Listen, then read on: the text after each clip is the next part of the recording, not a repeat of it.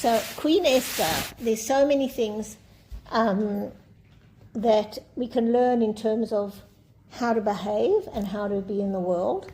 And we've spoken here before about, the famous expression when she didn't want to go into Achashverosh and, Mordechai said to her, "Mi Yodea, who knows if this was the moment that you were created for." We spoke about that at the start of the war at that Purim.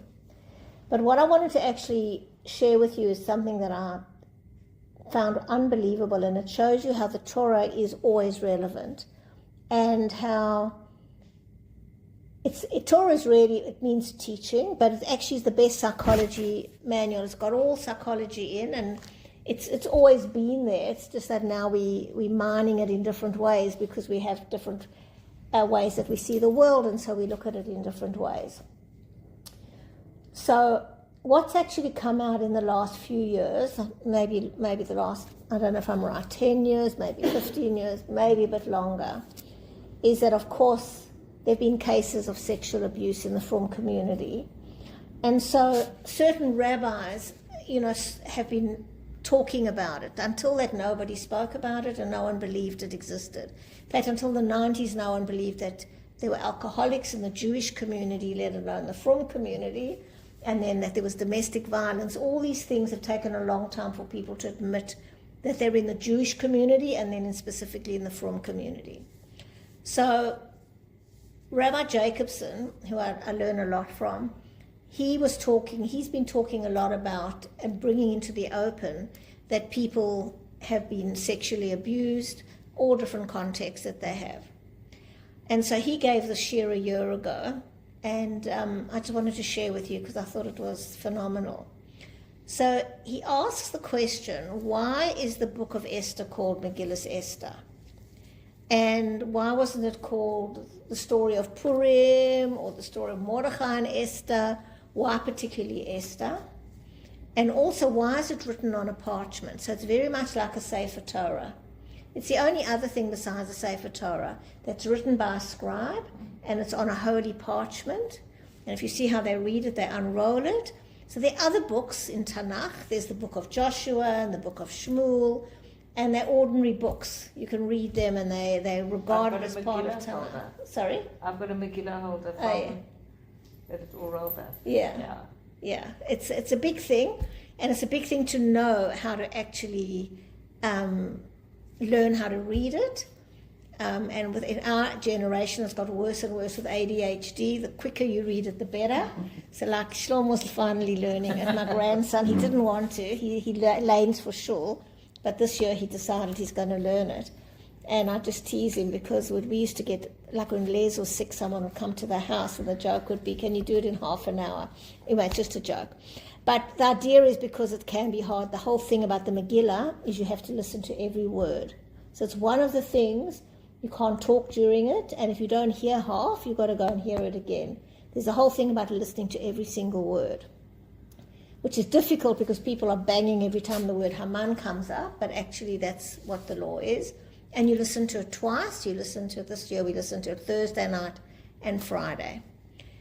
So the story of Esther happened, and afterwards Esther said to Mordechai, who was the head of the Jews at the time, he was the leader of the generation, I want to have a holiday. We're going to commemorate Purim every single year, and I want to have the scroll, and it's going to be called the Book of Esther.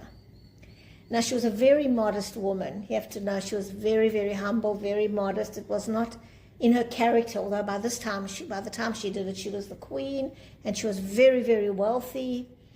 And it was nothing to do with that. But she said it's a very important holiday.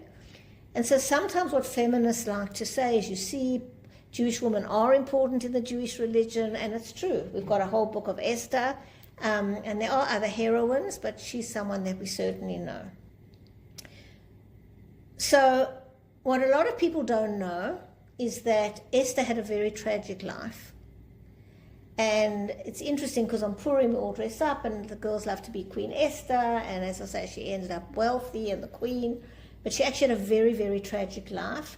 She had no parents. Her parents died when she was very young, and she was the niece of Mordechai, and he took her into his home, And he was the leader of the generation. He was a sage.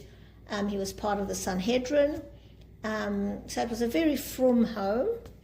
And most of the commentators say that they were actually married. When she was around 40, she was the time of the story of Vashti, who didn't want to come out to Ahasuerus, and Vashti gets killed, and Ahasuerus decides that he wants to find another wife, and they have this competition. She did not want to be in the competition. She was a married Jewish woman. She was apparently exquisitely beautiful. She wore no makeup, and she stayed at home. And she was abducted. Against her will, she was abducted into the palace. And Mordechai said, well, this is obviously God's will. She couldn't, you don't have to die. She went into this place, and he had a bit of a harem there, and everybody else who was abducted were on like probation, but she actually was a descendant of King Saul, but she had a quality that she was immediately made queen. She was never put on probation. And she was then had her suite of rooms, and she very cleverly, she never stopped keeping her mitzvahs. So she had 7 servants, and she had a Monday service and a Tuesday servant and a Wednesday servant. So her Shabbos servant thought that's how she lived her life, because every Shabbos she didn't write and she didn't go on her phone and she didn't do all the things right that you can't do on Shabbos. So that's what they thought she was, everybody, and that's why she was able to keep Shabbos. Now the way it worked was that Ahasuerus, he wasn't royalty. Actually, this is a sideline, nothing to do with what I want to go to say to you, but I'll share it with you anyway, because I also only learned it this year, and because Shlomo's learning it. Vashti was actually the great-granddaughter of Nebuchadnezzar. So Nebuchadnezzar was one of the greatest. He ruled the whole world, and he caused the destruction of the first temple. And the Jews then went to Babylon, and he dispersed the Jews. He was very, very powerful. And she was the daughter of Belshazzar. So she was actually royalty. And Ahasuerus was a stable hand. And there's this whole story where there was a party with Belshazzar, and a hand came out. You know the expression, the writing's on the wall? That's where it comes from. A hand came out and wrote on that Belshazzar's going to be killed that night. Do you know the story? Fascinating story. And he got so scared that he told his soldiers, his sentries, don't let anyone in or kill them, because people are coming to kill me. And they took him very seriously. And in the middle of the night, he needed to go out to pee. So he slipped out to the garden to pee. And when he tried to come back in, they killed him. So he did die, but by his own order. So he dies, Ahasuerus is there, they take over, and Vashti, he then marries Vashti. So she was real royalty, and he actually wasn't, and he was very complexed about it. So actually what I also learned this time, which I had no idea, was the actual trop tells the story. So the whole first paragraph, with Vashti and him, there's this competition. So if you actually listen to the words, some of the times it's the Queen Vashti, and other times it's Vashti the Queen. And it's actually they're arguing. And she's going, I've always been a queen, and you're not really a king. It's fascinating how they just swap the words around, and this fight goes between the two of them. He then orders her to come naked. He wants to show her off to the rest of the Jews, the people that were there, and all the Jews were there. And Hashem afflicted her with a kind of leprosy or rash, and she wasn't going to come out. And so he didn't know what to do. And his advisor, who was Haman, said to him, you can't let your wife tell you what to do. And he killed her. Weird story, all part of Hashem's plan. And he was drunk. He'd been drinking like for 150 days the party lasted. And he woke up in the morning and he went, oi, what have I done? And then the contest happened. So it was a very immoral place. You want your wife to come naked in front of all your guests, just to give you a sense of it. You have this harem of other women. Very immoral place, very evil. And he was very paranoid, right? Because he knew what happened to Belshazzar, and he heard that other people, and it's in the book that he reads the Chronicles. So he made a decree that you couldn't go to him, even Esther, who was his wife and his queen, and he was besotted with her. She couldn't come unless he called. So she would wait, And when he would call her, she had to go to him. And because it was against her will, and from a Jewish point of view, it was actually regarded as rape, halachically, she was actually still married to Mordechai, and she was being held there like a hostage against her will, being raped whenever he wanted. And they had a child, Darius, and the whole Purim story happened when Darius was already about 4 or 5. So she lived there, and she didn't see him very much, but when she did, whatever happened. Now it comes about that the Jews are going to be abducted. The Jews are going to be killed. There's going to be a genocide. And Mordechai says to her, you have to go to Ahasuerus and you have to plead. And that's where she says the very famous line, Abadati, Abadati, I'm going to perish. Why? Yes, he said, if anybody comes without me calling, I will kill them. But she knew that she was now going to lose her husband. Because once she went voluntarily to Ahasuerus, she could never go back to Mordechai. She had to give that all up. She didn't want to do that. And that's when he said, Hashem will save the Jews in a different way, but this might be the whole reason that you're there. And so she went in, and it's an amazing story through how she understood her husband and how she stirred up his jealousy by inviting Haman to the party. So she went and he said, what do you want? Whatever you want. And she said, I just want a dinner party. I'm inviting you to a party, and bring Haman. So he was very like, what's this about? And at the party he said, no, what is it that you want? And until this point he didn't know she was Jewish. And she says, I want another party, dinner party with you and Haman. And that time she put them on the same level. The first one is your party and bring Haman. And then he was just like enraged, like starting to feel very jealous. And he thought Haman's going to kill me to have her. And as Rabbi Jacobson says, when you've got a lion and a lioness who are about to couple, you dare not get between them. So now Ahasuerus is just going crazy. So when she came in, now she'd been fasting for 3 days. And so she was like green. She didn't look her most beautiful. And he still thought she was beautiful. And then when he said, what do you want? And then she said, you've got to save my people. And then she told him for the first time that she was Jewish. So he was quite happy to annihilate the Jews, but for a different reason, because he had heard from the prophet Daniel that a Jew was going to take over his kingdom.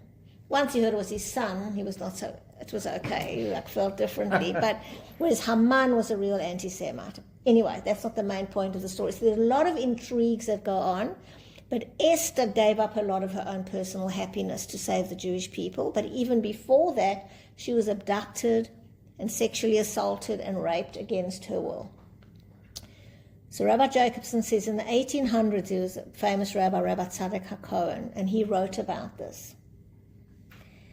And he said, when Esther said, I want this book written and on a holy scroll, what she was saying is, I want every woman or every person who's ever been abused not to feel that they're not worthy. I went through all of that, and I'm still Queen Esther. Because when people have been abused, they feel damaged, they feel shame, even if they're not to blame, and normally they aren't. They feel terrible shame, they feel sullied, they feel dirty, they feel something that they're never normal again or that they're never equal. And Queen Esther says, I was Esther before, I was Esther during, and I was Esther after. And I want it on a holy scroll so that people should know my holiness was never damaged. It's incredible, incredible insight. That people who've been abused should take heart from this book, from the book of Esther, which is a holy scroll, that as a Jew, you are never damaged by what you go through. And he was saying this last year because he was mentioning the hostages as well. That the hostages we don't know what they've been through. But they need to come out and hold their heads high. We are still Hashem's children. And as Jews, our holiness is never compromised. Our essence is never compromised. And we are as worthy as everybody else. And we are not changed in our worth. So I wanted to share that with you because I thought it's very, very powerful. The other thing that's very big about the book of Esther, there's so many depths, but is it reminded me when I was preparing for a share I gave the other night that we don't talk enough, we do it a little bit here, about the power of women and our ability to communicate. And what she understood and how she got Ahasuerus to stop what was going to happen, the genocide, was she understood what made her husband tick. She knew that he was besotted with her, and she knew that he was very jealous, and she knew that he was paranoid. She knew that someone had tried to kill him before. So there's a whole inner story, I don't know if you know it, where he's reading the book and he sees that he was nearly killed, and Mordecai was the one that foiled the plot, and so they have this whole thing where he honors Mordecai before she's revealed herself because he foiled the plot. So he knew that she knew what his vulnerabilities were and what his mishagasim were. And she waited for the right moment, because timing's very important. And when he was so worked up and so petrified he was going to die or lose her, or that Haman was going to kill him or her or whatever, at that moment she made her request. And what I was saying is what I don't hear very much anymore, but when I became frum, it was a really big part, in the 70s, of how it is to be a Jewish woman. And the Rebbitzins that I learned from used to speak a lot about, it was before all this gender stuff, a woman was a woman and a man was a man, and we were different, and we have different communication styles and different needs. And that the more a woman, to use a common expression now, leans into her femininity, the more power she has. And the more that a woman takes on male attributes, the less power we have. And so in the 70s was also the time where feminism was very strong. I was at Wits at the time, and the marches and the feminism and all of that. And a lot of it was people used to say, be careful not to try and be a man. It's one thing to be a feminist in the sense that women should have rights and equal pay, and be treated well, no one's saying that. But don't give up your feminine power, because that's what Hashem has given you. And women have enormous power. And I do think, and I don't say this very often, but I often watch couples, and I think this is part of what's gone wrong. It's a tiny little part, it's not the whole picture, but women now communicate like men. They're argumentative, they try and be factual, they want equality, and it doesn't work because we're not negotiators in that way. We're not actually that good at it, and it ends up in big fights and screaming and all kinds of things. So I'm simplifying a very complicated idea, but what Esther did was she understood that to go in and demand from Ahasuerus, you've got to stop this, wouldn't have worked. She used her genius, her woman's intuition, to set up the dinner party. She held back until the right moment. So that's the other thing, is to know, and I've mentioned this quite often, when is the right time to communicate? Particularly with your husband or with anybody. Timing is everything. To just blurt something out or be impulsive is not good communication.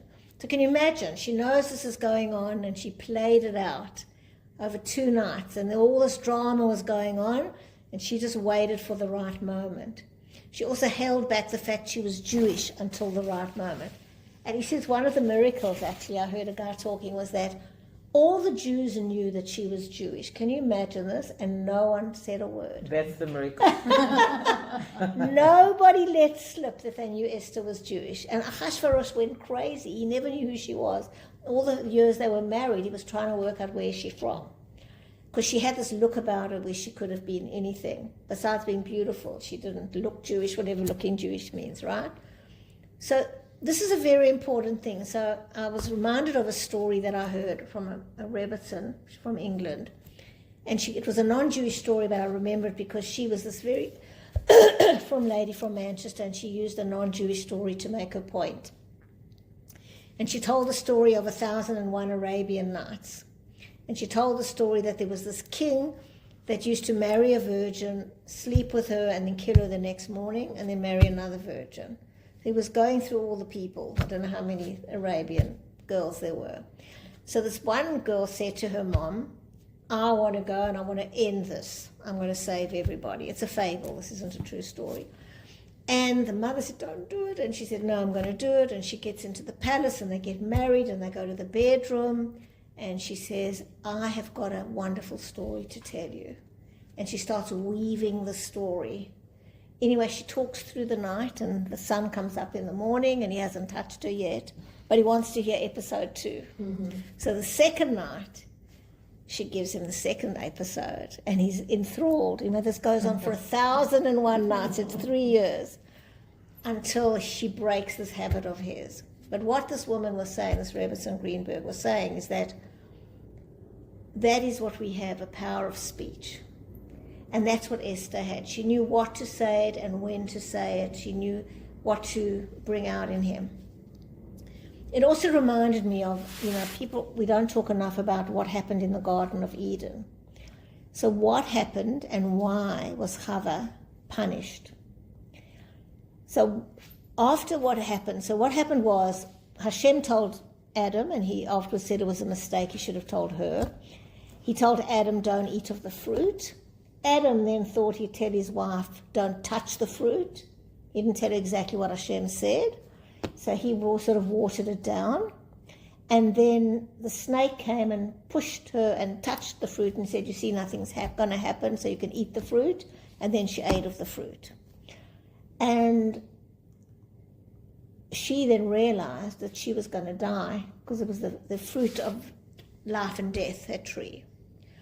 And she wasn't happy to die on her own. So she knew that Adam loved her and couldn't live without her, because most men are attached to their wives in a decent marriage and can't actually live without their wives in a different way to how we feel. So she went to him, and I'll just exaggerate for the point, and she said, honey, I'm going to die. You're going to be all alone on this planet because there's no other woman. You'll be a man all on your own. But if you eat this fruit, we'll be in it together. And he ate the fruit. And so there are commentators that say that she misused her ability to communicate in a bad way to get him to eat the fruit as well. Because she knew his need for her was so great that she could really get him to do whatever she wanted. And that's what Esther did as well. She knew Ahasuerus needed her and wanted her. And so at the right moment, she could get him to do what she wanted as well. So this is our feminine power, that when we're in a relationship, we actually have a lot of power. It's a different power. It's not a you have to listen. It's a feminine power where our men want us. And if we speak in a particular way, if we weave the story, they will really do anything for us. That's the truth. And there are many, many stories. It's knowing how to do it. There's another Jewish concept where they say a man is the head of the house. The woman is the neck. She turns the head this way, she turns the head that way, right? There are all these Jewish expressions. But women want to be the head. They don't understand that it's okay to be the neck. In fact, you're more powerful. And men need that ego to feel they're at the head. They do. And you'll see it in many of the things that they do. And so we need to be okay in the fact that we're different to men, but we're not less than. That's what the book of Esther shows. Mordechai was the head of the generation, but he's not remembered in the same way. Because she maneuvered the whole thing. She listened to him to a point. He said, go in. But then she orchestrated the whole thing. She didn't do it his way. He said, go in and speak to Ahasuerus. She didn't. And so it's really good to go back to basics. And as people keep saying, they hope that Dutton is going to pass an executive order that there are only two genders, just like Trump has. But regardless, we know that we are women. And the more we perfect our communication, and this is where Emet is very, very helpful, where we learn to stay calm, when we learn to think things through. You were saying that really. You were able to stop your husband, you didn't say exactly how, from being his normal calling up and confronting. There was something in the wisdom of what you did that you calmed the whole situation. And that's a woman's power. Maybe it's not out there, maybe often it looks like they're the head, but we've got to be okay with that in our power. We have the power. And so that's why Chava was punished. And one of her punishments was, and these people don't talk about it, but there were 10 punishments. And one of them was that a woman, and we're all like this now, we wait for our husbands to get home from work. Hashem put in her a longing for her husband, because before that it wasn't that. She had much more of the power. But it's not really, it's called a punishment, but it's really a rectification. But the other one was also that we have pain, premenstrual pain, and we have pain when we give birth. In order, I know, in order to appreciate the nurturing that doesn't come, because she misused her nurturing ability. Instead of nurturing Adam, she brought him down with her. And so we have to be careful not to misuse that power. So just, coming again, when I was actually so aware of all these gender differences and listening to the genius of Esther and how she did it, just reminded me of the importance of really owning our femininity and not feeling we're not powerful. We are. But she was also much more hidden, and yet she's the one that's the heroine. She was hidden in the palace. Mordechai was walking around. He was honored in his robes and on the horse. She didn't need that. She didn't need that. Where did her honor come from, if we want to call it honor, besides the fact that every year we remember her twice on every Purim? Is that her son, Darius, rebuilt the second Beis HaMikdash. And what greater nachas for a Jewish mother than your son is the one who rebuilds the temple. And that's where women, we get our most satisfaction. We don't get it in the same way as men. It's nice to be famous, I think. I don't know, to be famous or rich or whatever people think. Those are often male things. But when a woman has children who give her nachas, who do the right thing, who build the next generation, that's where we get our fulfillment from. And that's why often people will say to me, they should get divorced and they should this. And I'll go, a lot of Jewish women have put up with not the most ideal, and again, I'm not talking about abuse, but not the most romantic relationships, let's say. But being married and being a balabosta and having a home and having children and having grandchildren and seeing them grow up, and that's actually what gives us fulfillment. The romance is wonderful, but doesn't fulfill us in the same way, and it goes anyway after a while. Won't be the same, right? Whereas men often, right, they want younger women and they keep trying to find that. But women aren't like that, because ours comes from building. Ours comes from building a home. And it's also manifest in how babies are made. For a man, it's like a 5-minute exercise. He's done his bit and he can move on. He can move on to another woman in an hour's time. We take that sperm and we nurture it for 9 months. Timing. We give it, we nurture it.